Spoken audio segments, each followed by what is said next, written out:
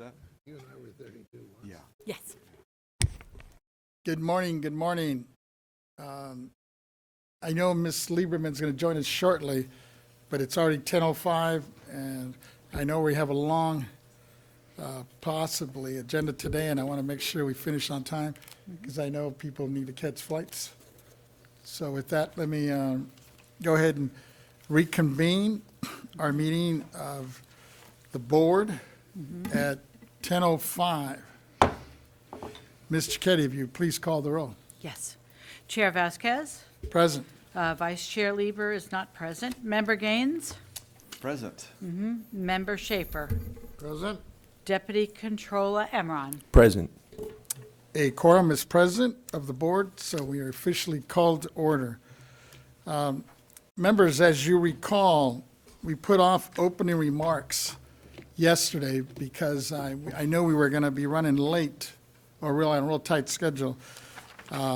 So I will open that up for open remarks. Let me just open up by, one of the things I wanted to say yesterday, I didn't get a chance to, is just to open up in No, she is. in memory of the folks, this tragic wildfire that took place in Hawaii on Maui Island.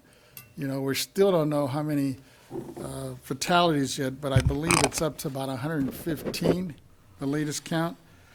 And apparently there's still a good 300, close to 400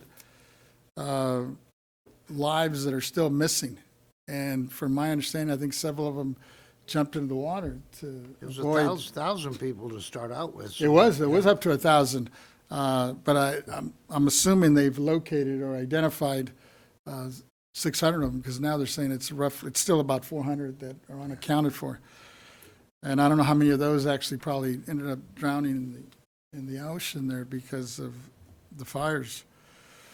So just wanted to open up in memory and in support of that whole island. And the governor, I know he's really trying to do as much as he can to facilitate and to assist those folks that lost their home and lost their loved ones.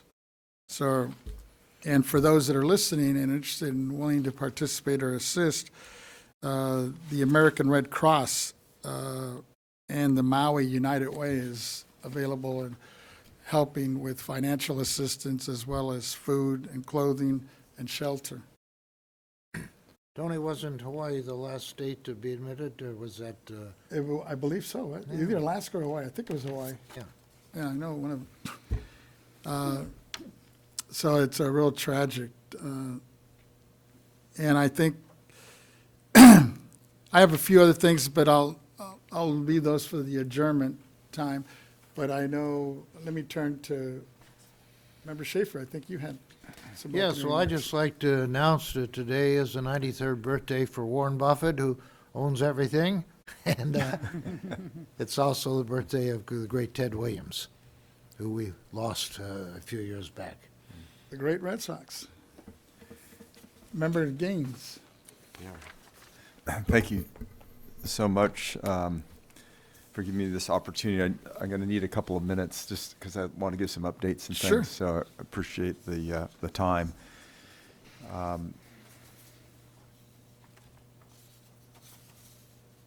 just wanted to take a few minutes to report back on the assessors meeting that I attended earlier this month. And first, I want to just note that it was in Lake Tahoe area in my district, and I think everybody knows the region is the home to some of the best skiing in the country, the home of the Olympic Games in 1960. It's just a great area. I enjoy skiing there at the resorts and also in the back country. But one thing I love about this part of our state is that it's so gorgeous in the summer. And it's just a beautiful area to be there. Actually, any time we were there in August, and there's just a lot of activity going on with hiking and mountain biking, kayaking, canoeing, boating, and horseback riding all summer long. The weather and the scenery are amazing, and I think it was just a perfect spot for the conference. And encourage those who love the outdoors to go to Tahoe any time of year. It's just, we are so blessed with the natural beauty that we have here in California. Secondly, I just wanted to talk about Prop 8 adjustments. And I want to start by praising the assessors that, in general, that have been putting together, such an informative meeting. I had an opportunity to go to the conference, and it's apparent how much time they put in creating an agenda and getting experts to speak. It's valuable time spent, as you all know. Specifically, I want to praise the assessors who were proactive on the Prop 8 adjustments for their constituents, who have seen decreases in their property values. As these interest rates are rising, we're starting to see property values decline. And in all my time as a legislator and here at the board, I've always been a taxpayer advocate, someone who looks out to make sure that working families and businesses keep more of what they earn and that government treats them in a fair way. And it's one thing to respond to a taxpayer request. It's another to lead the way by actively seeking out taxpayers to tell them how they can save money. These assessors who took the time and an active role to help their fellow Californians deserve the highest praise, and I just want to thank them all. Next month, I'll be looking to add an agenda item that looks to formally recognize the assessors who went the extra mile to help taxpayers. I encourage every assessor to do the same when they can. I also want to remind everyone that it's not too late to receive the Prop 8 adjustment if it's warranted, and that you can lower your property tax as the value of the home has fallen. Contact your assessor for help and to understand the process and timelines for this assistance. I also want to go over some of the challenges that we've had with Prop 19, and I discussed this with one of my assessors, and I think we all know that Prop 19 implementation would not necessarily be smooth. There were too many unknowns, too many issues that have not been contemplated in the law itself, too many administrative issues to be worked out, and that is proving to be the case. I think actually the BoE's done very well in that implementation, and the counties. But as you may recall, there's a provision in Prop 19 that would help make counties whole when they take the low base year value transfers from other counties. Counties are supposed to track Prop 19 transactions and report the net loss or the net gain from those transactions to the CDTFA through a portal that's supposed to be open and operating by January 31st of next year. But that portal is not ready. This is shaping up to be a big blow for rural counties who are primarily the ones taking negative hits from these transfers. CDTFA says that the portal will be ready by late 2024. So they're already telling us that this deadline, they're not going to hit it, and they're going to be nearly a year late. But in the many years that I've served in the legislature, I've rarely seen a software project that actually finishes anywhere near on time. It's just been a struggle, right? We're aware of those challenges. At least one of my assessors has reached out to the CDTFA and asked if the first year of the data could be submitted via email for just this year. That would make great sense, but so far CDTFA has not changed its mind and has not been very helpful in any way to the assessor. But it's a big issue. It was a big issue at the conference, and I think it's something that deserves continual focus on. I think we've had a good working relationship with CDTFA, and I want that to continue. But my hope and desire would be that we could have a single point of contact with CDTFA so that the assessors, as they have these questions and issues, have someone that they can speak to. Apparently, earlier communications had not been very open or helpful, and so if there's anything that I can do or the board can do to help bridge that gap, I would love to do that.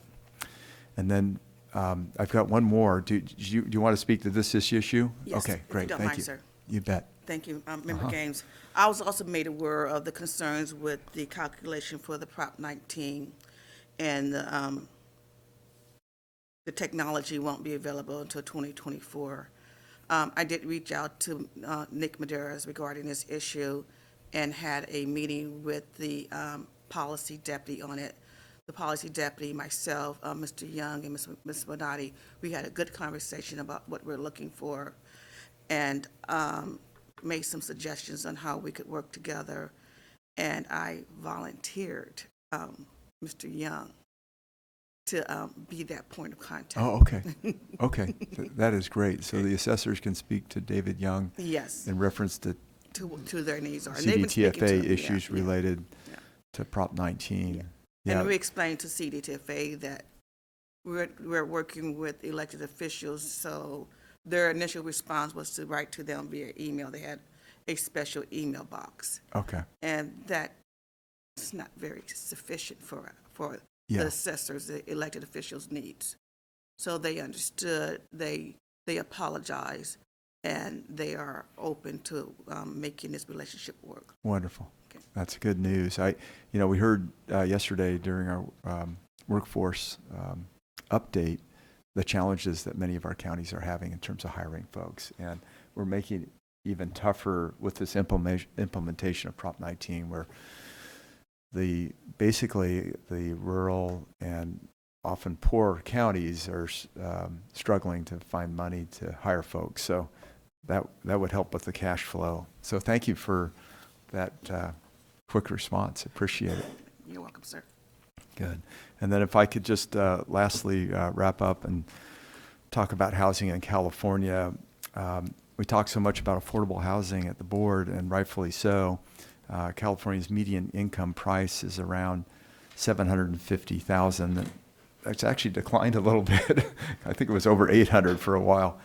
That is devastating the families here, and it's getting to the point where even two-income families with solid jobs are struggling to buy a house. It's critical that we expand the supply of housing in this state. I know that the California Building Industry Association and its members are working hard to meet the huge unmet demand for housing, but quite frankly, they've had challenges with the insurance market, as we're seeing really across the board with homeowners and even on the auto insurance side. But even if our regulatory climate shifted towards faster and easier construction, it's still a problem that will take years to work itself out. Ultimately, we will build our way out to more affordability, and we need a mix of housing to meet the needs of all citizens, from mega mansions all the way down to the modest starter homes that are so desperately needed here in California right now. But we can't run roughshod over taxpayers to get it done. I listened to a powerful presentation on JPAs and housing construction that gave me pause, because it pointed out abuses that need to be combated to uphold our change to taxpayers.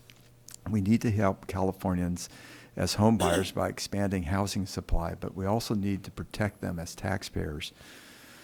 I will not go into detail here, but I'm going to see if we can get an informational presentation presented at the next board meeting that would just shed some light on this, so that we're all educated and we're aware of what's happening with certain types of housing being built. With that, I'll say that it was a great meeting, and this was discussed at the CAA meeting, the Northern California Conference, yeah.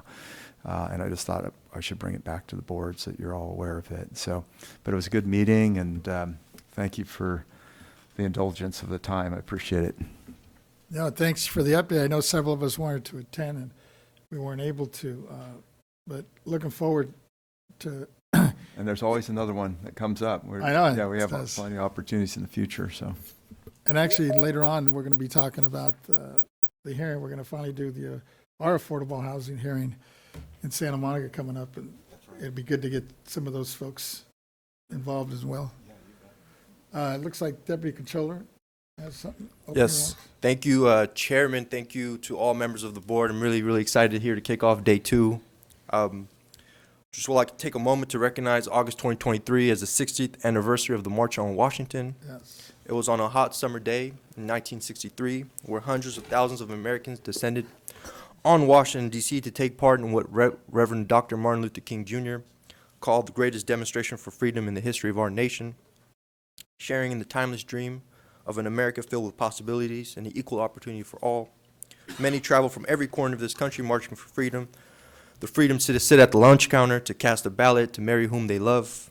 We rightly remember Dr. King's I Have a Dream speech, how he gave a mighty and righteous voice to the quiet hopes of millions, and we would do well to recall the day itself belonged to those ordinary people who never got onto TV, whose names never appeared in our history books, the steelworkers, the maids, longshoremen, students, and teachers who made their way to our nation's capital because they understood the magnitude of the moment. In the face of violence and hatred, they stood up and sat in, speaking up and out against the injustices and hardships faced over a lifetime, choosing to use nonviolent methods as a path forward. Because they marched, America became more free and fair for African Americans and also for women and the Latinx community, for Asians and Native Americans, for Catholics and Jews and Muslims, for gays and Americans with disabilities. Because they marched, historic legislation, including the Civil Rights Act of 1964 and the Voting Rights Act of 1965, were signed into law. And on this path towards equality and freedom, men and women without rank or wealth or title or fame will liberate us all. A life realized where people of all colors and beliefs live and learn together, walk together, love each other, learn to fight alongside one another, and judge one another by the content of your character and not by the color of your skin. America changed that day for you and for me to live up to the meaning of our creed as one nation under God, indivisible, with liberty and justice for all. And just to go off script, what that day meant for me, as a young refugee growing up in the projects, I was surrounded by violence and marred in poverty.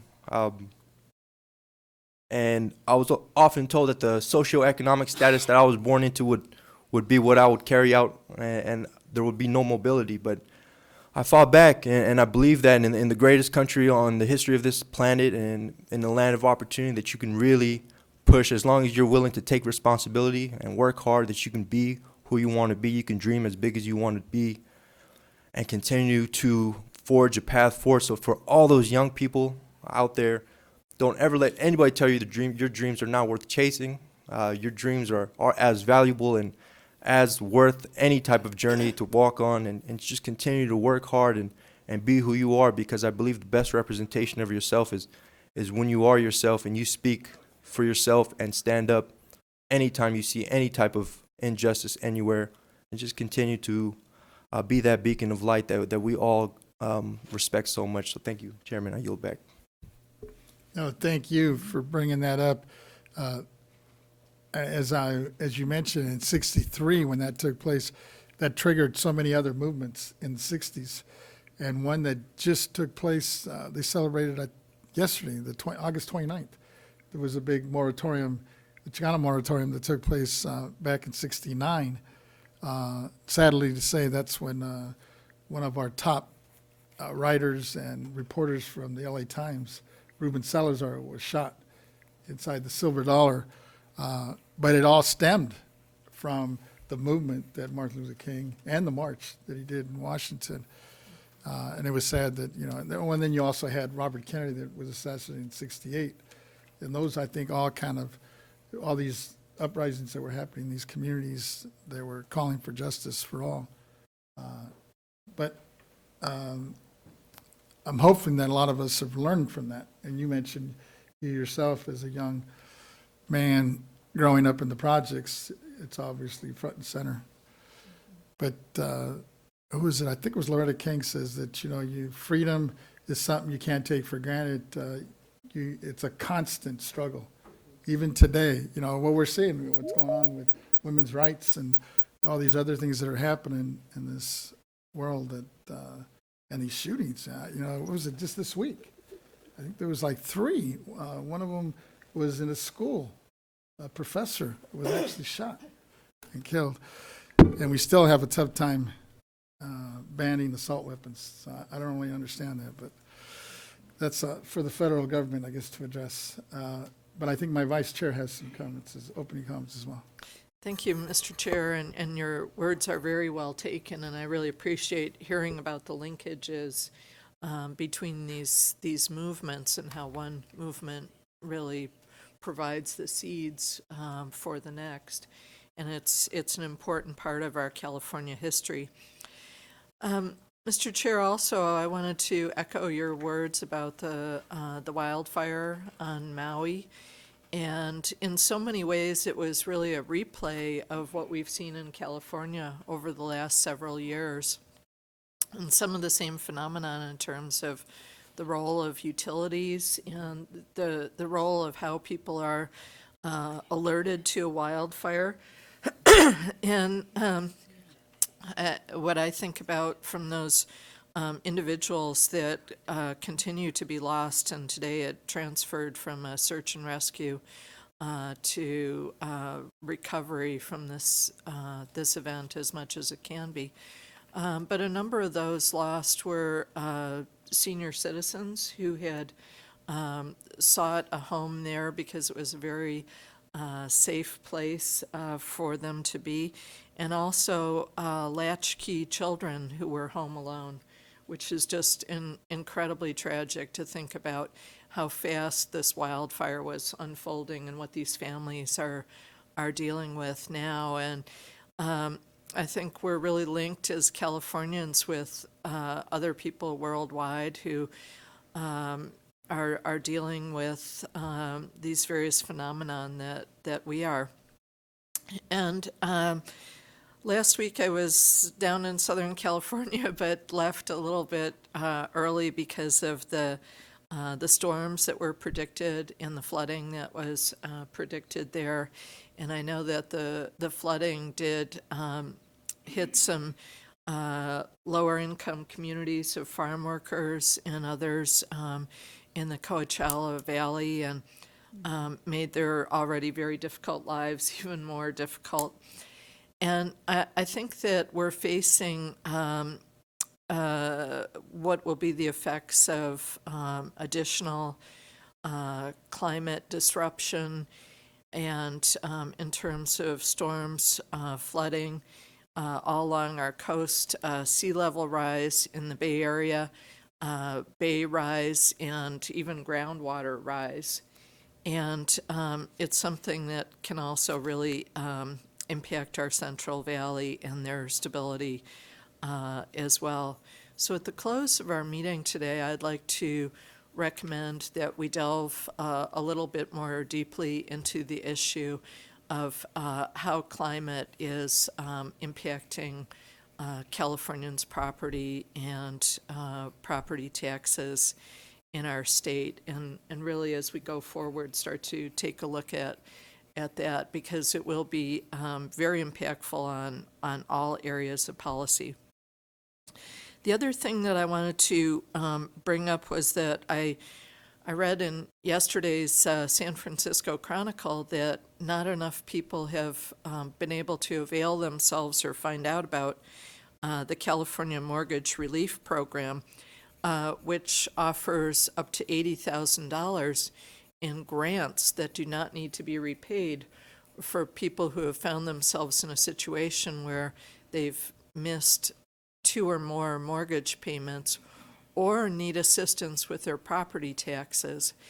And as we go forward, I'd really like to see how we could work with the Assessors Association to make sure that individuals are aware of the California Mortgage Relief Program.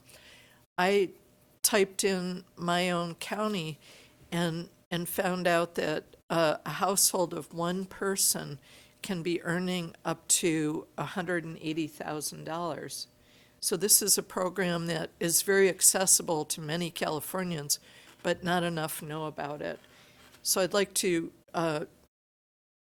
work with our staff and with the assessors to make sure that we apprise our constituents of this fully. Thank you, Member Lieber, Vice Chair Lieber. We actually had a presentation on that program last year that was spearheaded by then Member Cohen, now Controller Cohen. And from that program, we are promoting that relief program on our website. It's on the bottom right-hand side under additional resources. Individuals can click on that and see the program. And you, all members, of course, you can always promote that program on your individual BoE website. That's fantastic, and I think as we're out in the community talking with folks and interfacing with the assessors and seeing if they also have that link on their sites, because I think it's just, we're quote-unquote recovering from COVID and all the effects of COVID right now, but there are still a lot of our constituents who are really hurting and could avail themselves of this program. So I know that I'll be working to get that out within my county, which is a very high-cost county, and so it has a different impact. But I think in each of our districts, there's the opportunity to get the word out about that and allow people to apply. Yeah, that's a great idea. Thank you for bringing that up. It's good I information, yeah. think we do have opportunity just through our newsletters to our constituents. out, yeah. Yeah. California Mortgage Relief Program, is that the right term? Yes. It's a grant, yeah. Yeah, great, thank you. Yeah, and they are grants that do not need to be paid back, and I know that as I've been talking with constituents, I think of one woman that I spoke to in Contra Costa County who her husband passed away due to COVID, and she received $14,000 in life insurance money. And she was really not eating to keep paying the mortgage. And people are really still in need within each of our districts. So this is something that we can do. Thank you. Yeah, thank you. With that, Mr. Katie, I think we're ready to start. Oh, Mr. Schaefer, yes, go ahead. Ms. Taylor, I expressed some concern yesterday to find out from what district a communication is coming to us. I tend to want to get involved in whatever the problem is, but if they're not my constituent, I would want to go defer to whoever the member is. This morning you gave us a nice report from Cheryl Carter about passing of her 97-year-old father's home. I started to get involved in it, but then I realized that Cheryl Carter and the father's home maybe are not in my district. I think Cheryl Carter says she's in 510, which would be East Bay Cities, which would be Member Lieber. We don't know where her father's home is. It could be in San Diego, for all I know. If there's some way that when these come through to you, we can find out where the piece of property is that they're talking about and where they're from, so we can identify the member or possibly two members whose ox is being gored here. Thank you. Thank you, Member Schaefer, for that question to Ms. Taylor. If you don't mind, I will respond. Sure, that'd be fine. You always Great. have the right answers. That is a public comment. The individual wrote to us on our public comment page asking for it to be read into the record. So Ms. Taylor provided that comment to you guys for your preview so that when she's reading into the record, you have the opportunity to follow along. When we receive a public comment, it is not our protocol to ask the individual to identify where they're coming from. So it's not a issue that we are looking for the individual members to resolve. Sure. Based on the public comment concerns, most likely, I will be directing the taxpayer rights advocate to reach out to Ms. Carter and see how we can be of service. Well, if it's somebody in District 4, I'd like to make a little noise and lead the parade and be looked at as a good guy. I appreciate your desire to want to lead the parade, but that would not be appropriate. Thank you. With that, Ms. Cicchetti, I think we're ready for our first item. Our first item on today's agenda is item number 2, public comments on matters not on the agenda. Persons who wish to address the State Board of Equalization regarding items not on the agenda may do so under this item on the agenda. Please note that the board cannot take action on these items not on the agenda. However, the board can schedule issues raised by the public for consideration at future meetings. When giving your public comment, please limit your remarks to 3 minutes. And so we do not have anyone in the audience who wants to make a public comment, and I don't have any written items on this item as a public comment. So let's go to the AT&T moderator. AT&T moderator, is there anyone on the line who'd like to make a public comment regarding this item? Ladies and gentlemen on the phones, to make comment, please press 1 then 0 at this time. An operator will gather your name and place you in the queue. Press 1 0, please.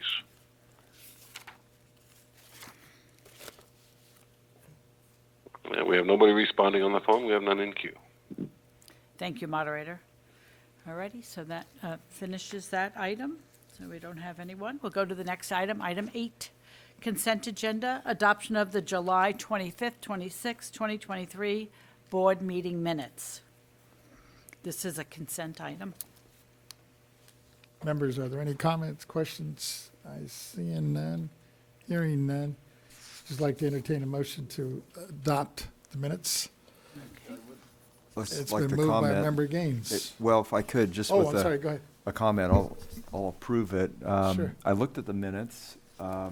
It looked like my name was included in every aspect, but there was some question as to whether my name was not mentioned in a particular part of the agenda. So I just want to make sure that you were showing me present for the It's minutes. for one of the board work group minutes, so not the minutes for the board meeting. And that's Okay. what we're voting on right now. Okay. Are the minutes for the board meeting. All right, motion to approve then. And then Okay. if you could point that out for me when we get to that, the next we're- one, thank you. It's been moved by Member Gaines to Second. adopt and second by Mr. Schaefer, the July 25th, 26th board meeting minutes. All righty. I have no one in the audience who wants to make a comment on this, and I have no written comments. Let's go to the moderator. AT&T moderator, could you let us know if we have anyone on the line who would like to make a public comment regarding this item? Once again, if you'd like to comment, please press 1 then 0.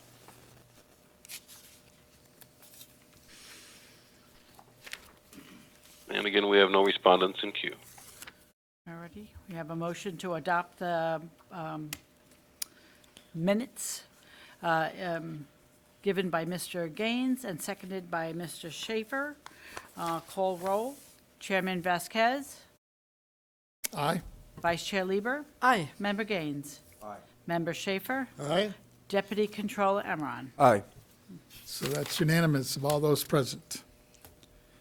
With that, Ms. Cicchetti, I guess we can move on to our next item. Next item is this. We're at the Board Member Matters and Initiatives, Item 9, Assessment Appeals Board, AAB County Council Training Course. Report on the AAB County Council Training Course submitted by Thomas R. Parker, Deputy County Council, Los Angeles County Council Office. This item is being presented by Mr. Vasquez. Thank you. Members, as you know, the AAB County Council Training Course has been reviewed by Chief Counsel Henry Nanjo and approved, which means our next step is to schedule a hearing for assessors, taxpayers, representatives, and the public to discuss it in a present and with any suggestions. First, I'd like Mr. Nanjo to comment on his review process and whether we have any red flags on this moving forward.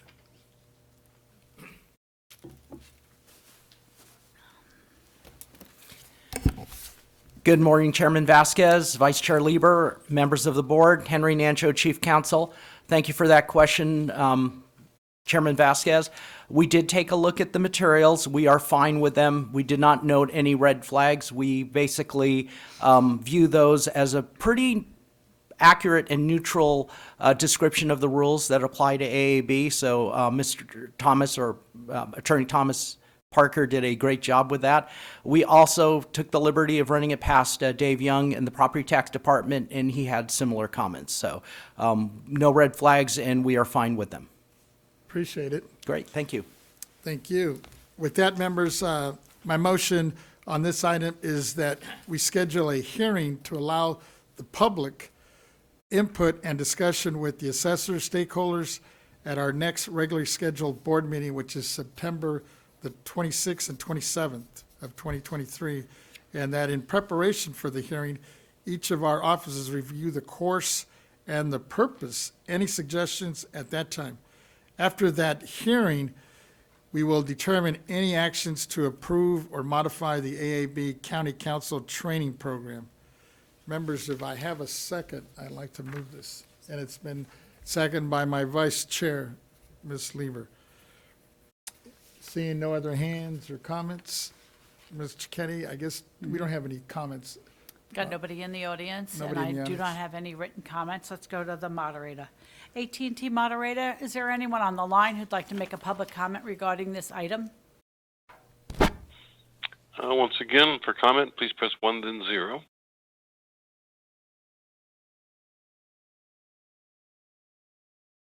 We have no callers responding. We have none in queue. All right.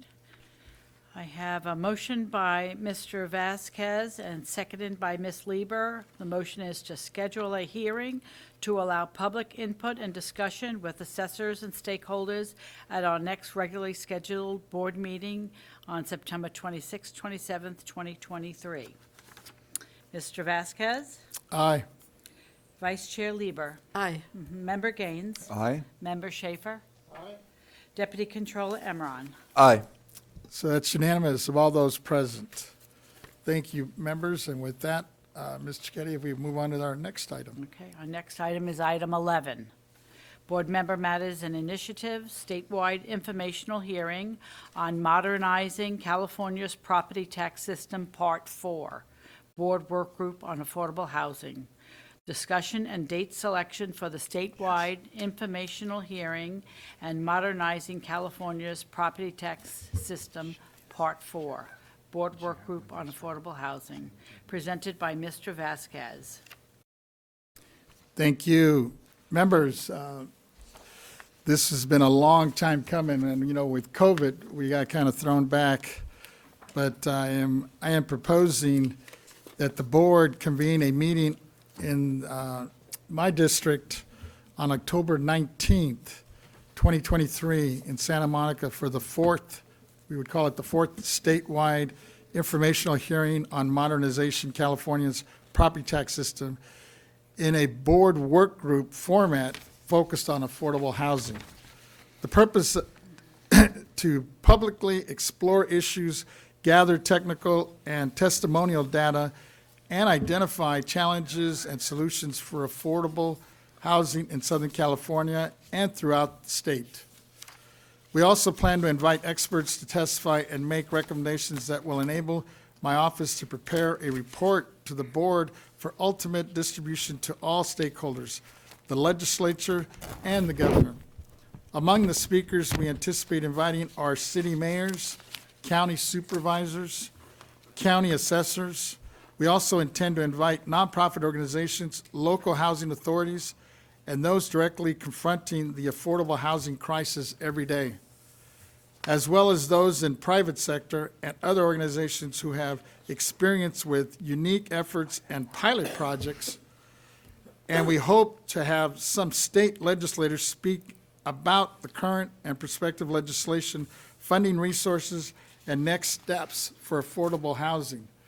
The hearing will take place in the Santa Monica City Hall, which the city of Santa Monica has generally offered free of charge. They officially took a vote last week to waive all fees. And I think we'll also be able to provide Southern California communities and residents an open forum to meet with the board and speakers to discuss affordable housing and relevant property tax exemptions. I would be very grateful for your support on this proposal. Members, before I make the motion to approve this statewide informational hearing, do you have any questions or suggestions? Let me open it up first.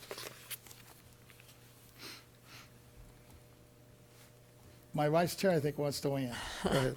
I hate to ask about something like this, but is the date pretty much what the city and the other players have available? Yes. Okay. And I have my Senator Ben Allen and my Assembly Member Rick Chavez, which was difficult to Yes. coordinate all that. Yeah. So that's Okay. That's why there's. I understand. I'd like to keep it if I could. It's a Yeah. Thursday. They're actually on break, I guess, after September, the middle of September, I understand. But a lot of them are moving around. They have other things going on. So Okay. both of them committed. One of them, I think the senator, might be able to stay the whole day with us. The Assembly member, I think, only is going to be able to give us a half day. But I said, Okay. I was looking forward to just a couple hours with them, but, so they're committed to this and they're excited about it. Oh, and then, the local mayor, or the mayor of LA, Karen Bass, is excited and she's trying to move things around. If she physically is not there, she has 2 deputy housing people. I don't know if you know Mercy Marquez, who's excellent. She will definitely be there, but I'm hoping the mayor, if not the whole day, at least a couple hours with us and share her thoughts and ideas and what they're doing in the city of LA. And I'm hoping we also have participation from my Board of Supervisor, newly elected there, Ms. Lindsay Horvath, which is also doing some pretty innovative stuff in her district with the county of LA. So I think the synergy there is going to be real powerful. And I know we've had then our board member Cohen and now our controller was real active in bringing people from New York. And I think some of those, if they're not there physically, will be on the screen. So it should be a very lively discussion and hopefully Excellent. some good because I think we've been working on this for so long. I'm hoping that what comes out of this is some very concrete proposals that we can move forward. Excellent. Thank you so much. Yeah, it's great integration with the, looks like you've got city, county, state. Yeah, Yeah, that's good. and possibly federal, but we'll see. Okay, wonderful. Yeah, good. So bring your thinking caps and your ideas and suggestions, and I know our deputy controller is all excited. Go ahead. Yes, I'm very excited. On behalf of the controller, she wants to thank you and your office for this very bold action. I know it's been 4 years since the Board of Equalization has had a presence and taken this show on the road down to Southern California, especially Santa Monica, one of the most famous cities in the world. But unfortunately for many, the bus drivers, the janitors, the nurses and teachers, they're finding struggles to make ends meet. And I think it's our duty as board, as a statewide agency, to make sure that our presence is felt and that we're working towards solutions.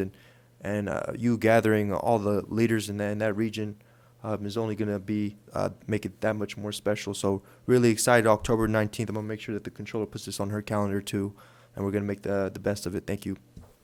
And with that, I know one of the issues that we've encountered in the past, and I know being a beach town, hotels are very expensive, but I do have the commitment from at least one of our top-end hotels in the city that's willing to provide government rates.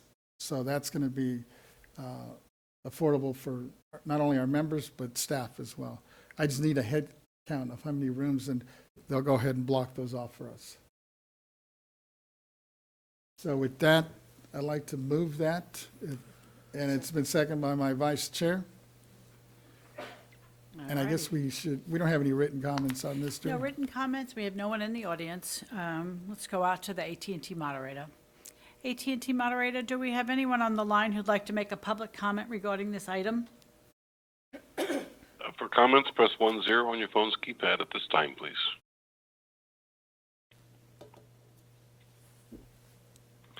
And we have no callers responding, none in queue. Thank you, moderator. All righty.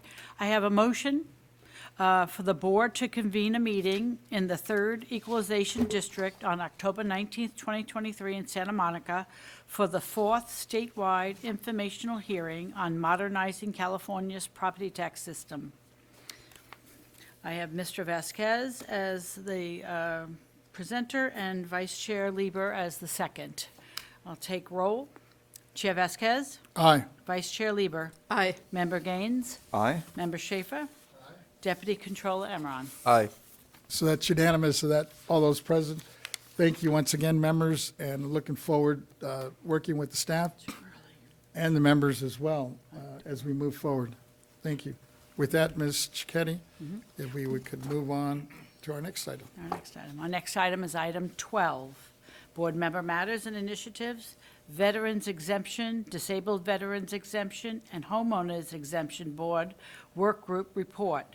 A report or action based on activities of previous meetings. This is being presented by Mr. Vasquez and Ms. Lieber. Members, at this time, we need to decide whether to approve the July 25th Veterans and Homeowners Exemption Work Group. The recommendation and findings in the work group minutes states that Executive Director agreed to research letters to assessors and existing guidance on how to apply the Veterans Organization exemption to veterans, halls, and property. And the closing statement by Co-Chair Lieber in the report emphasized the need for a possible letter to assessors or other guidance regarding the veterans' halls property tax exemption to make it more clear.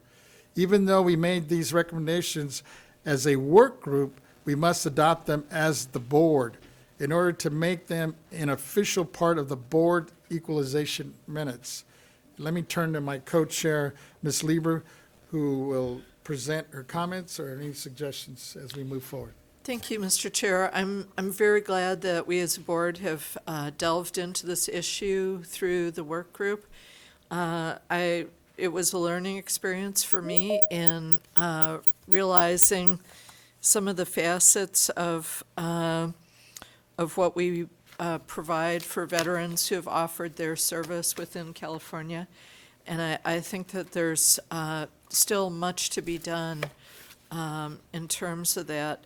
And so I think that this is just the beginning of the process and the hunt for me.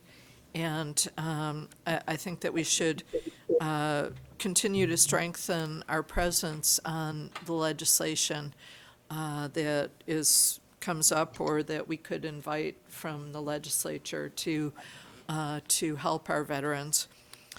And in terms of the veteran serving organizations, I would like to augment the language that you provided, that the board requests that our executive director works with the BoE legal team and our property tax staff to review state and federal law cases and regulations regarding those nonprofit veteran-serving organizations to determine the most inclusive interpretation of the California Veterans Property Tax Exemption that would allow veteran-serving organizations to complete their mission with a minimum of restrictions. And we know that the landscape of services that are needed or could be utilized by our veterans has really changed over the years. And so some of the veteran-serving organizations are finding that they don't exactly do things the way that they did with earlier groups of veterans. And it may be different services, different physical facilities within these nonprofits, be it a business studio to be able to do Zoom meetings from, to be able to do interviews from, coffee houses where people are comfortable in gathering. So it's really an evolving landscape of what our veterans need, and I hope that we can have the most inclusive interpretation of that to help these nonprofits. Sounds like our executive director wants to weigh in, or she has? Yes, I do, if you guys don't mind. Sure. I'm taking that as a motion to do either a LTA or a legal opinion. Yes. Over the past 30 days, myself, the legal team, and the property tax department, we have been looking at this issue. And so I was expecting something. I thought I was going to get it at the work group meeting. But that being said, I understand that the landscape is changing, and the way the statute is written, it may Well, it is very restrictive. We may have an opportunity to expand on it through the rulemaking process, but before we go down that road, and even before we look at a legal opinion or LTA, my recommendation is to do an interested party process. That way, all parties are involved. And an IP process is generally ran by the agency. We invite the stakeholders in. We go to a conference room, and I'm going through this because we haven't had one under you guys' term. But we do a notice. We invite them to participate in a conference room. They can do it face-to-face or virtual. It does not include board members. Therefore, we do not need to do a public notice. But we work through the issues collectively and come up with recommendations. And from there, make a decision on what's the next step. Is it rulemaking? Is it a law change? Is an LTA sufficient? But we really need to have all parties at the table. So if you can kind of amend your motion to to direct the ED to go into the interested parties process for this issue.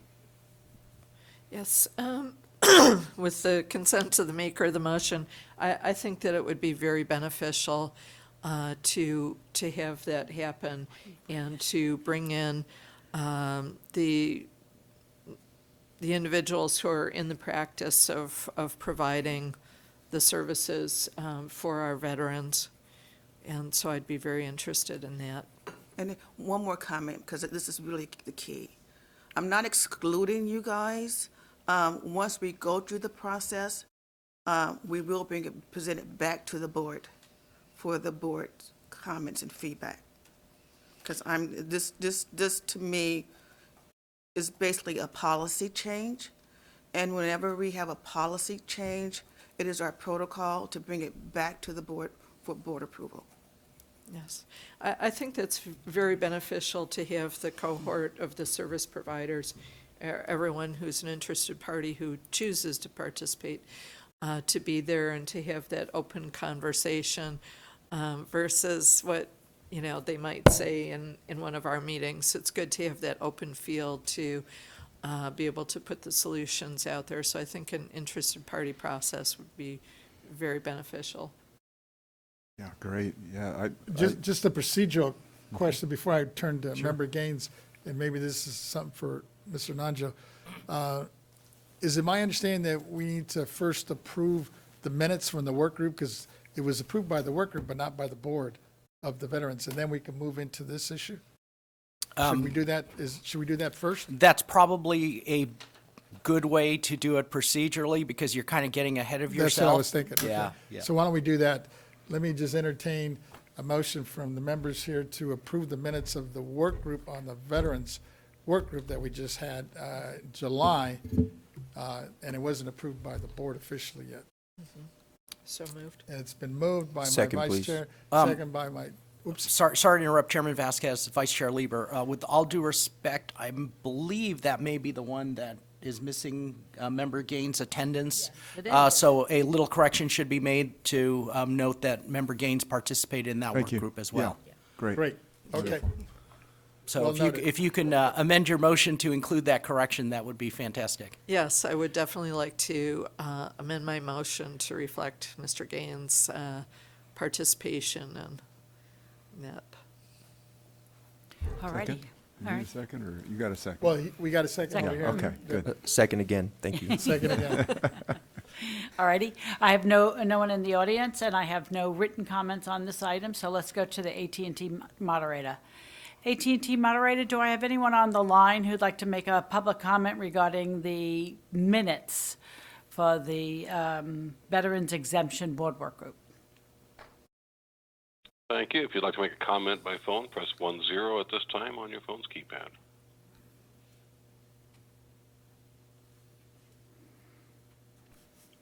And we have no respondents, no one in queue. Thank you. Alrighty, so I have a motion to adopt the minutes with one correction to add the, Mr. Gaines's name, that he was in attendance. These are the minutes for the veterans exemption, disabled veterans exemption, and homeowners exemption board work group that happened last month. I have it, Ms. Lieber is the one who did the motion, and Mr. Emron was the second. We will take roll. Mr. Vasquez? Aye. Vice Chair Lieber? Aye. Member Gaines? Aye. Member Schaefer? Deputy Controller Emron? Aye. So that's unanimous of all those present. Now let's move back to the new motion here. Ms., Vice Chair Lieber, you're back. Thank you. Well, if this is the appropriate time to make that as a motion, that, I know that the chair had some additional parts of the motion. Yes, let me just, I think Member If I- Gaines Can I wanted just to comment? comment. Yes. Briefly, That- yeah, that thank might you. change something. Go ahead. Thank you. Number one, I wanted to thank Member Lieber and Chair Vasquez for putting this together. I think we learned a lot last month. We have a lot more to learn. I appreciate you focusing on, is there anything that we can do on this veterans exemption? And how does that play out? And I think the interested party pathway is the right way to go. It sounds similar to an informational hearing, so I was just asking for clarification. Is that similar? It's similar in the fact that you have stakeholders coming forward. It's different in that it would be ran by Mr. Young and his team, and it Okay. will not necessarily, and I hate to say this, but it won't be public. But the Chair- beauty Yep. about that is that when we go through this process and it's not publicized, we do get other people participating who want to participate, but they have restrictions. And when I'm talking about a lot of our stakeholders, the CPA firms, they're not allowed to publicly advocate for something, but they will have an interest in this item. Okay. So that's one of the reasons why I say the IP process, not wanting to exclude the Okay. members. Right. But an informational hearing is more member-driven. So Chairman Vasquez Thank you. and through the chair and Member Gaines, if you remember with the airlines, when we were talking about doing the change to that, we conducted interested parties process. Apologies, Member Lieber, you weren't with us at that time, but the rest of the board members may remember. The interested parties process is what we used in that endeavor to get honest feedback from the participants in that case. And we arrived at a solution. Correct. We did, Yes. finally, yes. That bodes well for this work group. So, Yes. in terms of getting things done. And Wonderful. just further point of clarification, we have had interested parties where the board members aren't participating so that the participants can speak freely without those kind of concerns. And then typically what happens is the results of the interested parties process is reported back to the board at a public hearing, and those same speakers can participate at that time if they feel that they're free to speak publicly to kind of verify and also emphasize what was discussed in the interested parties Okay. process. All right. So you could have interested party group without participation of the board and with. Correct. And this one we're having with. Am I understanding that clearly? We'll work through what would be Yeah. best, because it Okay. might be, one option is obviously to have both kinds, right? To have Yes. one without, so you can get candid conversation, and then have a public one Okay. where it can be reinforced and Okay.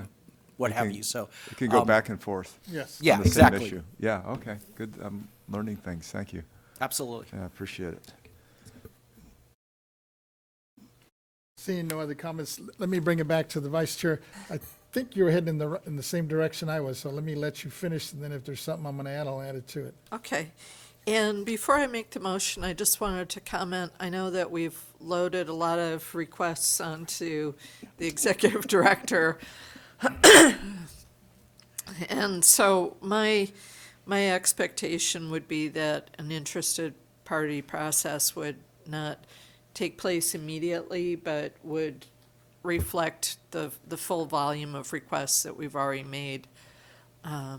So that's my thinking along those lines. And so I'd move that we request the executive director to work with the BoE legal and our property tax staff to review state and federal laws, cases, and regulations regarding nonprofit veteran-serving organizations to determine the most inclusive interpretation of the California Veterans Property Tax exemption that would allow veteran-serving organizations to achieve their mission with a minimum of restrictions, and that the executive director engage in an interested parties process to solicit input from those organizations. I think you captured it. Okay. And I'm seeing heads nodding, so I think it's well understood. So I will second that. Comment if I could? Comments? Yes, Member Gaines. Sounds like David Young's going to be busy. I I mean, he's got some big he's got a shoulders couple now. of He's got some big assignments. shoulders. This isn't the only assignment, right? This is just 10:30. All right. We should let him go home and get some rest. Then. Any other comments or questions or suggestions? Seeing none, I think we're good. I guess we need to, let's see if anybody from the public or written I comments. have nobody in the public who's wanted to make a comment, but I do have a written comment. Oh. It was on your desk. Oh, yes. Cheryl Carter had asked that her item be read into the record, and this item 12, so I'm going to read her item into the record. Comment. In June 2021, while all of us were still dealing with the pandemic, my 97-year-old father passed away. Upon his passing, my siblings and I inherited my parents' house. With the help of our attorney, I submitted the homeowner's exemption form along with other related documents to the county. About a year later, to our shock, we received a notice from the assessor's office indicating that our property would be reassessed. The new assessment increased our property taxes from approximately $2,200 a year to approximately $35,000 a year, an amount that is difficult for us to pay. It was at this time that I learned about Prop 19 and the new changes to inheritance of property. We also discovered that the submission of our homeowner's exemption form had been overlooked by the county. 8 months and many phone calls, office visits, conversations with BoE staff, and finally asking the Board of Supervisors to intervene on our behalf, things are better, but we remain disappointed with the current assessment. Through this experience, it became clear how people can so easily lose their home. The issue with the assessor's office would have had a domino effect for us, affecting the agreement we made with the mortgage company. Selling the house would have been the only option, erasing the legacy our parents left for us. We welcome the opportunity to share the issues my siblings and I would like BoE to address. 1, for BoE to work closely with the state legislature to increase the transition time between voter approval of a proposition affecting inheritance of property or property tax and implementation of that law so that the public can be fully informed. Prop 19 went into effect roughly 3.5 months after the vote. 6 months at minimum would have allowed time for public service announcements and for county offices to work out the details. In the case of Prop 19, the ads were misleading. Most people were focused on the crazy presidential election, and then the insurrection occurred. Not an ideal time to implement such an impactful law.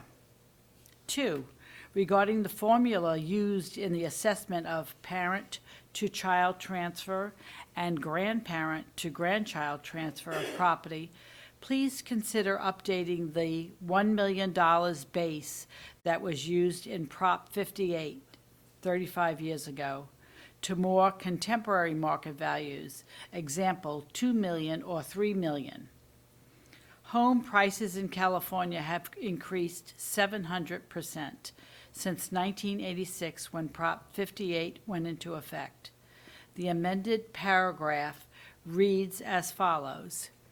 A, if the assessed value of the family home upon purchase by or transfer to the transferee is equal to or more than the sum of the taxable value described in subparagraph A, plus $1 million, an amount equal to the assessed value of the family home upon purchase by or transfer to the transferee, minus the sum of the taxable value described in subparagraph A, and $1 million.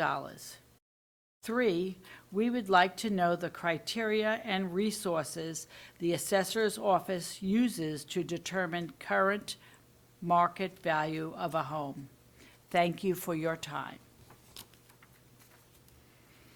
So here we go. I have a, yes. Okay, that's right. AT&T moderator, do we have anyone on the line who'd like to make a public comment regarding this motion? To make comment on this motion, please press 1, then 0 at this time.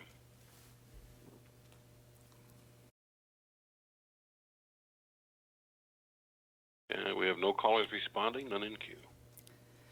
Thank you, moderator. So I have a motion moved by Ms. Lieber and seconded by Mr. Vasquez. The motion is, I moved that we request the executive director to work with the BoE and legal and our property tax staff to review state and federal laws, cases, and regulations regarding nonprofit veteran-serving organizations to determine the most inclusive interpretation of the California Veterans Property Tax exemption that would allow veteran-serving organizations to achieve the mission with minimum restrictions, and that the executive director engage in an interested parties process to solicit input from those organizations. All righty, we will call roll. Chair Vasquez, Aye. Vice Chair Lieber. Aye. Member Gaines. Aye. Member Schaefer. Aye. Deputy Controller Emron. Aye.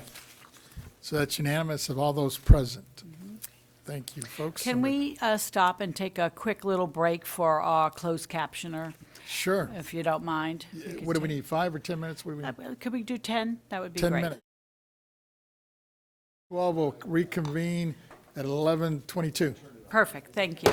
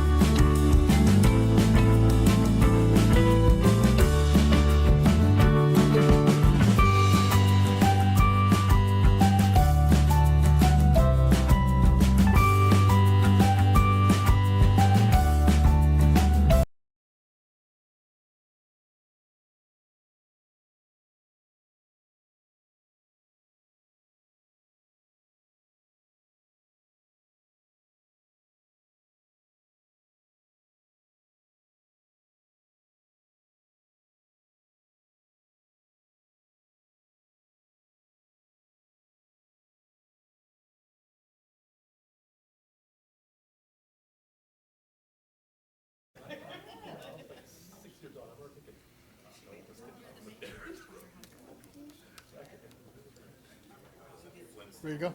Okay.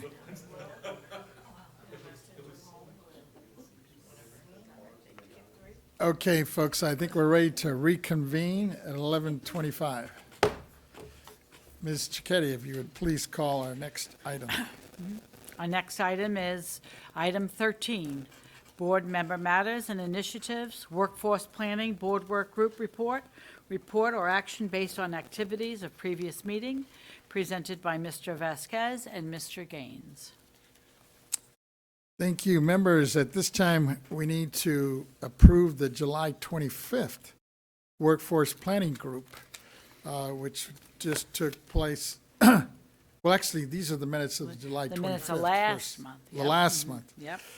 The recommendation and findings in the work group minutes states that the executive director agreed to research and further explore the educational requirements for appraisals, audits, appraisers, and report back to the work group. The closing statement by the co-chair Gaines in the report recommended that the board work with assessors for more pathways for advancements from the appraiser position to the auditor appraiser certification. Ms. Stowers, Ms. Renati, Mr. Young, and Mr. Nanjo responded that such efforts could be initiated through the board rulemaking process to clarify or change the education requirements, but cautioned that lowering educational requirements could adversely affect compensation levels. The executive director agreed to research and further explore the educational requirements for appraisers, auditor appraisers, and report back to the work group at the board in August. Co-chair Gaines, let me turn to you for any comments or suggestions before we move forward. Now, is this in reference to our minutes or to Minutes our of hearing the- yesterday? This is of the 25, July, last month. Oh, I've got nothing to add. No, Nothing to add. thank you. We all good on this side? Okay, so we need a motion to approve those, so I'll go ahead and move that. Second. Second by Member Gaines. I don't think we had any written comments or anybody in the audience on that one, did we, Ms. Chickeny? No written comments. I have no one in the audience who would like to make a comment on this motion to approve the minutes for the Minutes. Workforce Planning Board Work Group. Let's go to the AT&T moderator. AT&T moderator, do we have anyone on the line who'd like to make a comment regarding this item? To comment on this item, please press 1 then 0 at this time.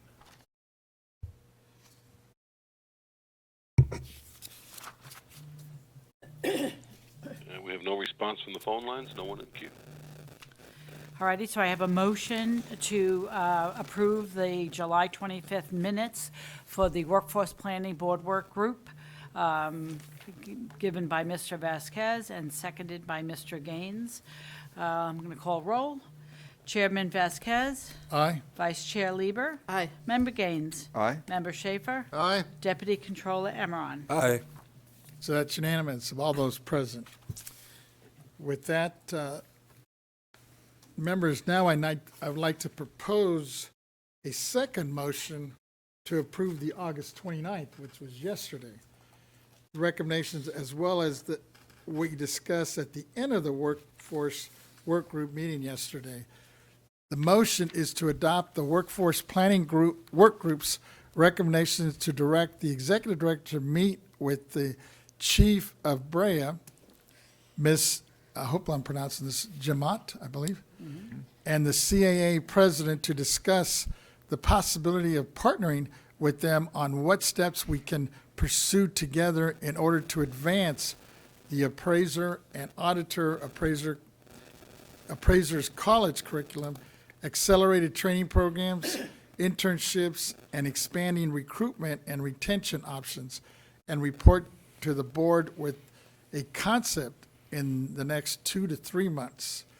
The ED should encourage the others to reach out to the colleges and universities and the Appraisal Institute to determine the most productive options to utilize our collective existing resources, collaborate with the assessors, each other, to the maximum extent possible. And I believe the exec director might have some comments on that. Thank you, sir. Good day. Yvette Starr, Executive Director. Couple of comments. Considering that we did not have the opportunity yesterday to provide the report on the qualifications for the auditor appraiser that I committed to do last month, and considering the motion that is currently pending, I respectfully request that before you actually take action on this motion, that you allow me the opportunity to provide the board with an overview and some clarification on the various topics that were mentioned in the chairman's suggested motion. I would like to come back to this body at the next scheduled board work group meeting and provide this overview, if that's okay with you guys. Let me ask my co-chair. I think that'd be fine. I think we'll have more information. We're good? We want to make Okay. sure that we proceed in And the Vice right. Chair Lieber, I think had. Thank you. I pathway. think that would be very beneficial to have that additional information. And I am very interested also to request the executive director to make contact with the CAA and talk to them about the CAA doing a real needs assessment and surveying their assessors so that we know what the roadmap looks like a little bit. And I think that should be a needs assessment that's done by the CAA. Should we have David Young oversee that one too? Just curious. Why not?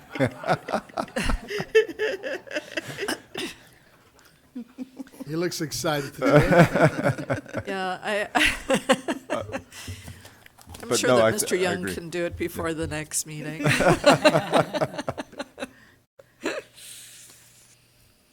I'm sorry, I didn't want to cut you. Was that? No, that's the substance of it. Is I'm very eager to see the CAA reach out to their members and ask for more information in terms of a needs assessment, so that we know a little bit more about what the roadmap looks like, and I think that they'd be well situated to look at the different ways that the assessors have their offices structured. Obviously, their staffing is maybe different than the Board of Equalization in terms of educational requirements and entry, and I think they're going to know best about their own practices. So it sounds like you're prepared to come back in the September meeting with that. Yes. Well, the Okay. need assessment, I can do a high level between now Yeah. and September. But at least have this collaboration. But at least I can have, what I want to focus on into September is kind of set the stage on what we have done so far. And really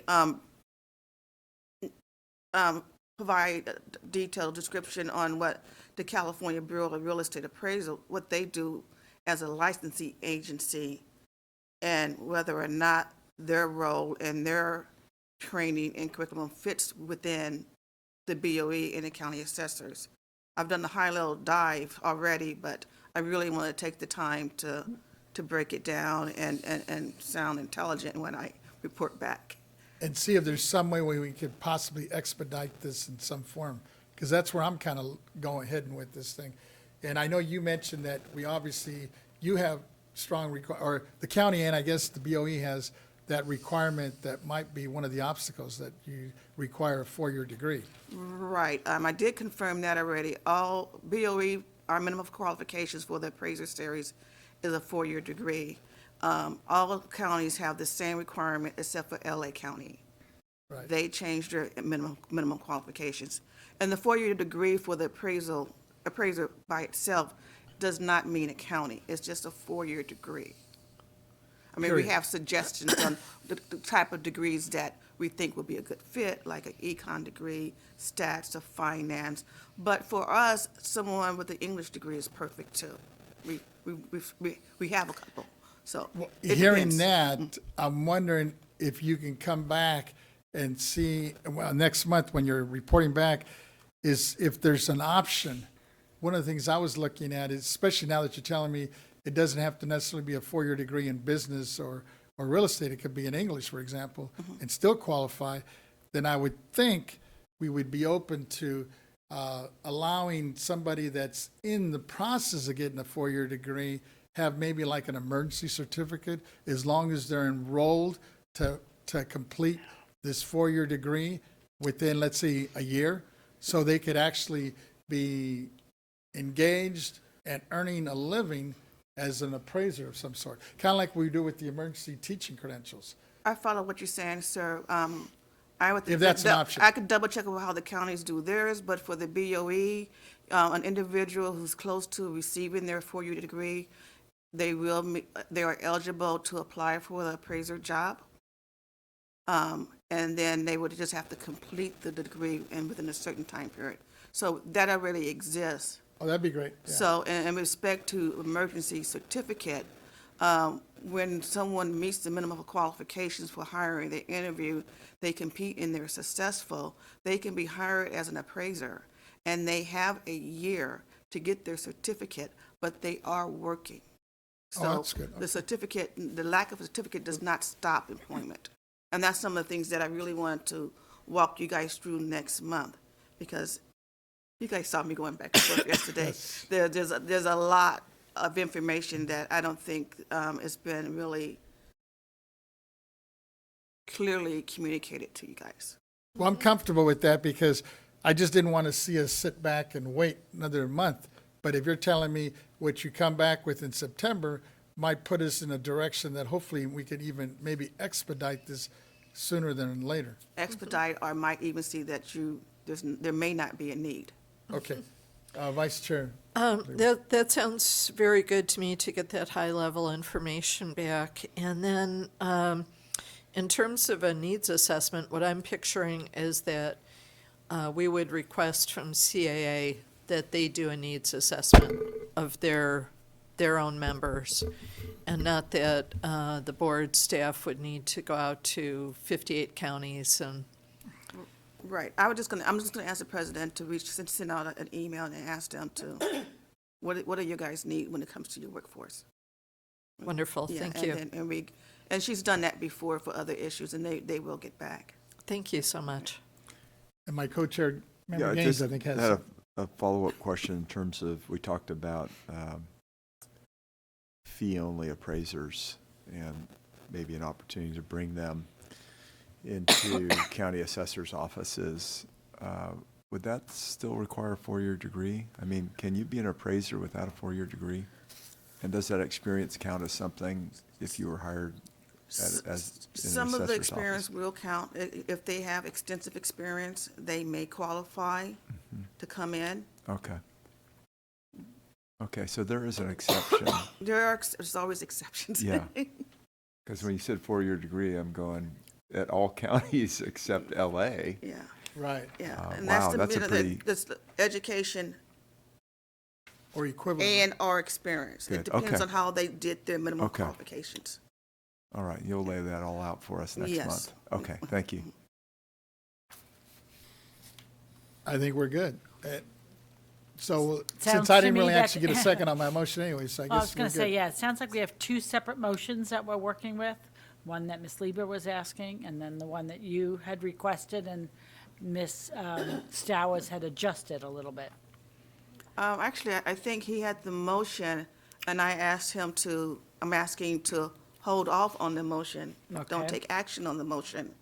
That's And what I can thought, just take the feedback that I received so far and add that into the information that I'll report back out at the September meeting, including the needs assessment.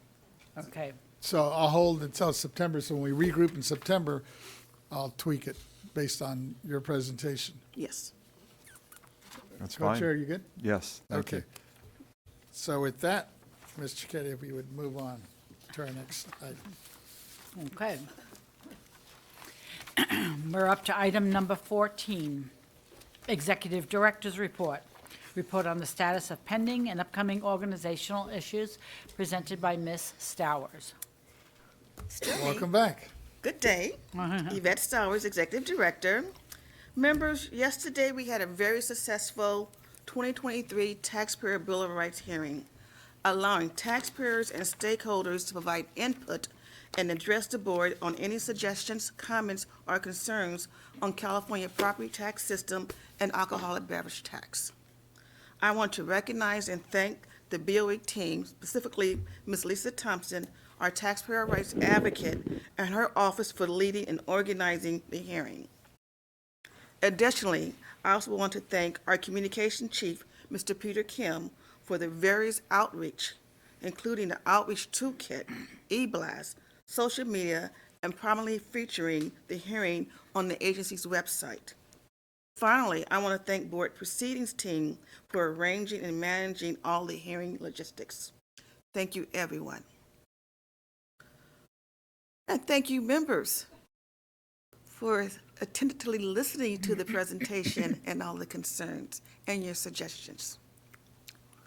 For my next item, members, as you know, the Northern California Assessors Association held their 2023 regional conference on August 7th through August 10th. BoE agency staff and several of you and your staff was also in attendance. This year's conference provided an excellent opportunity for the CEA and BoE to discuss further ways to work more in collaboration and an opportunity to discuss emerging issues.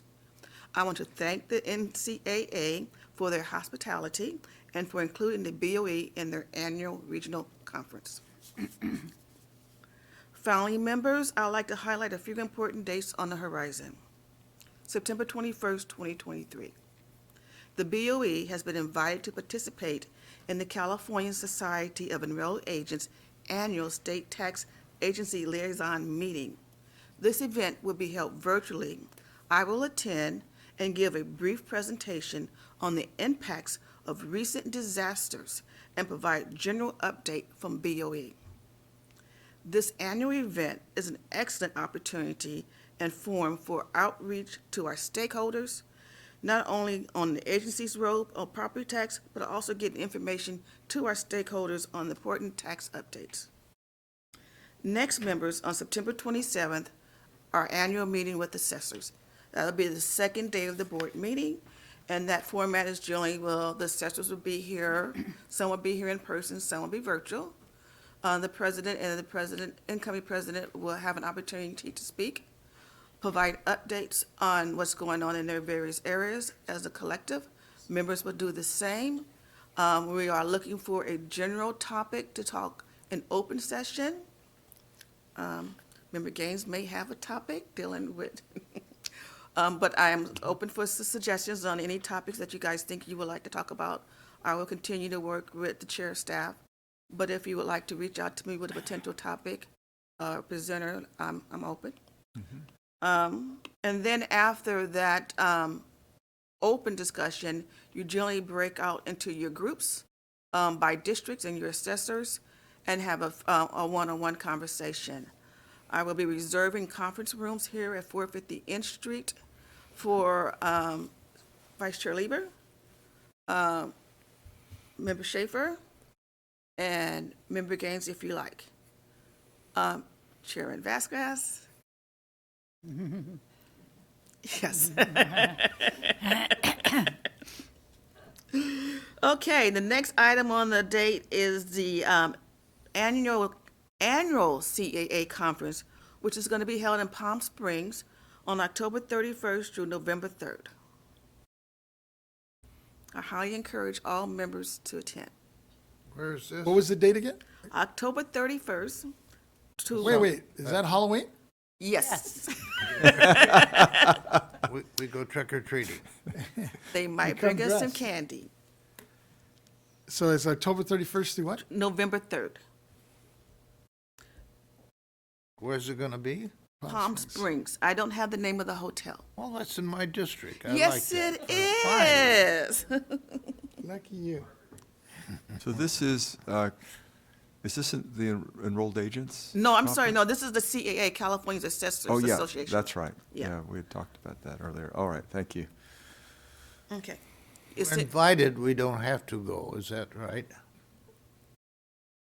you, sir, we guys are elected officials. No one's mandating you guys to go.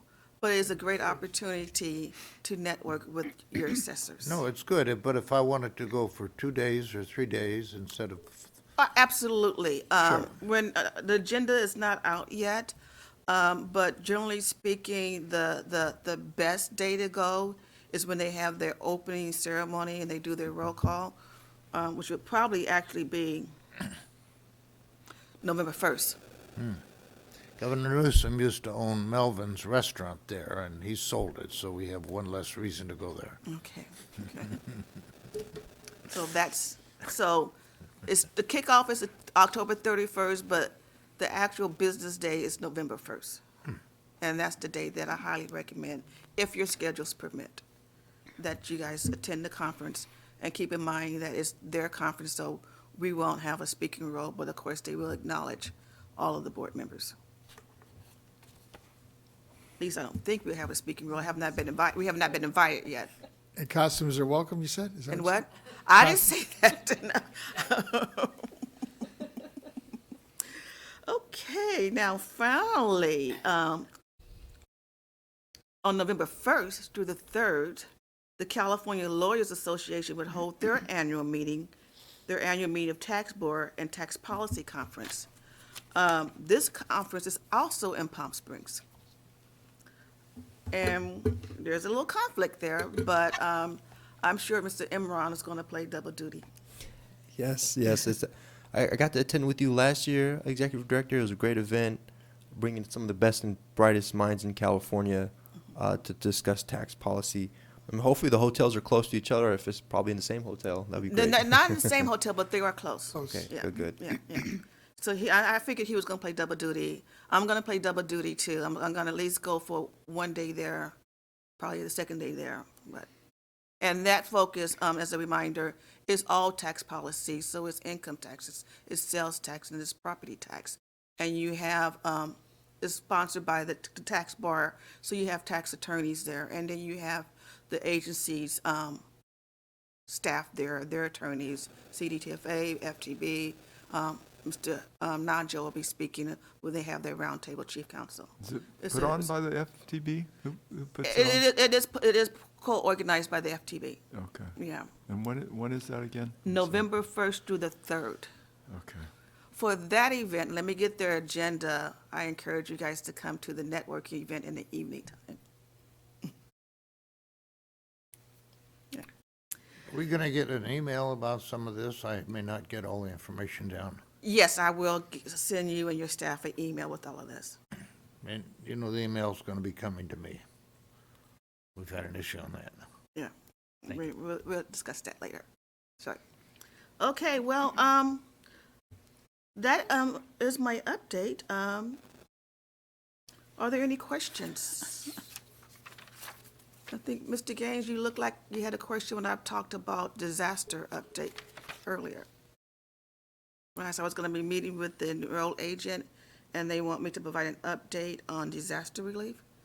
You look. Yeah, well, I was just curious as to whether any members were attending or not, but it sounds like you're doing that on behalf of the On BoE. behalf of the agency, Yes. yes. Yeah, so you'll report back to I'll us. report and- back, yeah. Yeah, okay, And that's actually, fine. it's me and Dave. All right. Gotten lassoed again. All right.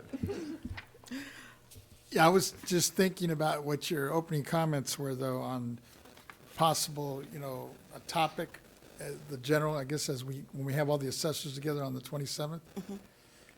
My thoughts is that I'm wondering if we could think about, and I don't know what the rest of the members feel, is kind of zero in on maybe possessory interest and Prop 19, since those are the two bills that seem to be having some traction. Well, Prop 19, we're constantly getting calls on, and some of the issues, and it's still not real clear. I mean, just from seeing this last letter we received, people are still getting hit on this really hard.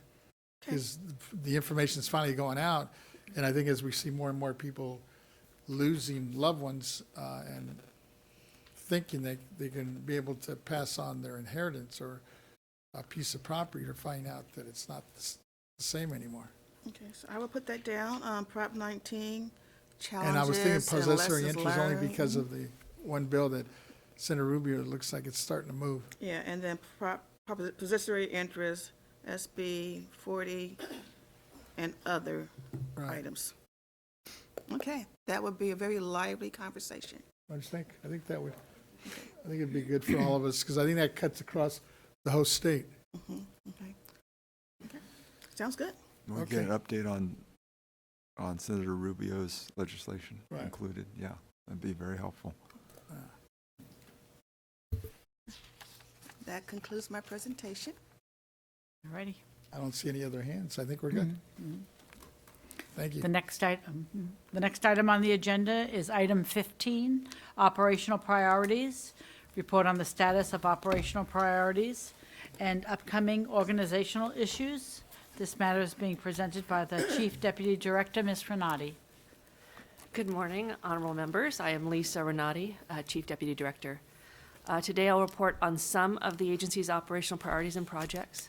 The first item is recruitments. Since our last meeting, we have successfully filled 2 positions with professionals that are new to the BoE. Through our consistent and proactive recruitment activities, we have reduced the agency's vacancy rate to a little over 14%. And to put that even to more perspective, our property tax department, our auditor, appraiser, and appraiser positions, our vacancy rate is about 11%. And of those, we have to keep some for retired annuitants and salary savings. So we really have about 8 positions right now that we're actively trying to recruit. So we're doing a really good job of making sure that we have those recruitment paths and the pools of candidates that we're bringing in, and we're managing to fill those positions. So it's all due to the team and the property tax department and Dave Young making sure that we fill those vacancies and bring them in. We also are continuing our recruitment events through, we have 5 planned virtual and in-person recruitment events we'll be attending. Those include the UC campuses, Cal State campuses, community colleges, and also EDD, Cal HR events. And we've also adjusted our voluntary recruitment survey tool that was suggested by this board so that multiple platforms can use that survey and we can get those responses. We found that we weren't getting a lot of survey responses, and so we looked into it and found out there needed to be some tweaks. So hopefully we'll get more results on our survey to find out where people are coming and finding us. So thank you for that suggestion, and it's in process. Regarding our training and succession planning, we're bringing these people in, and we have new managers and new people getting promoted all the time. We're trying to make sure we have the training available for them and succession planning. One of the ways that we do that is through our training program that we have in-house. We also have our mandated programs that we have, training classes we have to do by state mandate. What we do for that is we have an agency-wide training calendar where certain courses are taught every 6 months, and everyone in the agency has to take those courses by a certain date. I'm happy to report that for the agency staff, they all completed their end-of-year fiscal training on time. So we have that done. And lastly, we keep working on our succession planning. This includes asking staff and supervisors to present information at board meetings, to be included on, in our one-on-one, in our management meetings, policy decisions. We're bringing other people into the room so they can watch, learn, and also give their perspectives. So that's how we're managing our current succession planning. And members, unless you have any questions, that concludes my operational report for today. Thank you, Ms. Renati. And members, before I turn to my members, I wanted to take this opportunity to introduce my new attorney in the office, and I see him, if he could stand in the back. We got Casey Llewellyn, a highly respected tax counsel from CDTFA. Casey Llewellyn was admitted to the California State Bar in 2015 after graduating from UC Davis School of Law, where he received the Whitkin Award for Outstanding Academic Achievement in UC Davis's Tax and Distributive Justice course. During his time in law school, he interned for legal services for Northern California through their Sargent Shriver Civil Counsel Act pilot project, where he assisted staff counsel in defending Sacramento tenants facing eviction. He also completed a 15-week internship with the appellate division of both the State Board of Equalization and the Franchise Tax Board, where he wrote summary analysis and opening briefs for the franchise and income tax appeals. Most recently, he spent the last 6 years working for the California Department of Tax and Fee Administration's Appeals Bureau, where he conducted appeals conferences and authored over 100 appeals. Bureau Division on Sales and the Use Tax and other special tax and fee appeals. He has also volunteered with the Internal Revenue Service Volunteer Income Tax Assistant Program community known as VITA, where he helped low-income and medium-income taxpayers file their federal and state income tax returns at no cost to them. Casey holds a BA in Spanish with a minor in linguistics from the California State University of Long Beach. Born and raised in the high desert of Southern California, Casey is a lifelong Californian, apart from 3 years spent living in Spain. I didn't realize he was bilingual. But happy to have you, and also just wanted to welcome, and so you all know and get to meet him as well. And thank you for your report, because I know you've helped quite a bit in terms of just filling a lot of the vacancies we've had, which I think just kind of adds to the dynamics of where we're going and how we need to grow. And I'm hoping maybe this next year, if the budget, if we have a little bit of a jump start, at least on the state level, because I know it's been tight this year, but I'd like to see things that we may be looking at, and kind of looking at you as some of the things that we would love to do if we had more staff and resources. With that, let me turn over. I think we had some comments here from my Deputy Controller. Thank you, Chairman. Congratulations on the valuable addition to your team. Looking forward to working with Casey as well. And welcome yourself to the BoE. And then also to Ms. Renata, I just want to lend my thank you to you on behalf of the Controller. The incredible progress of the past 4.5 years. I know you've been dealing with it, and just incredible work and plumping up this Board of Equalization, bringing it back to the national stage where we belong. And also working with Mr. Kim there over there too. I always see the posts on social media, on LinkedIn, and just doing a great job. And I'm wishing you also the best of luck with the 8 positions you have left to go. I know the 5 tabling events, I'm sure will fill up very quickly. Thank you so much. Thanks. Yeah, great. Thank you for your presentation, and also welcome, Casey. Great to have you at the BoE. I just wanted to revisit, after the passage of AB 102, can you tell us roughly how many vacant positions we had? Because I'm just trying to go from, where we were to where we are now. We've made great progress, but Don't have the exact number, but okay. I want to think it was in the high double digits, like 30-40% Yes. vacancy rate. Yeah.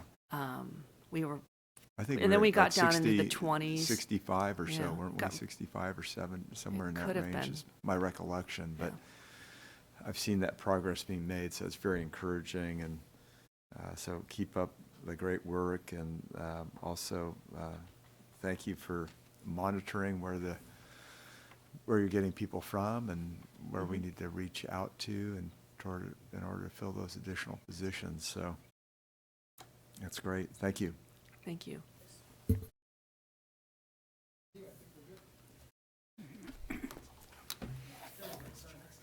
Should we break for lunch so we can be back in time? I know we were trying to slip in 16 and 17, that's probably not going to happen. Nope. So it's noon now, so do we do an hour, so we'll be back at 1? Oh, yep. So at this point, do we want to, we're going to recess? this meeting. So recess the board meeting, if you don't mind. 12.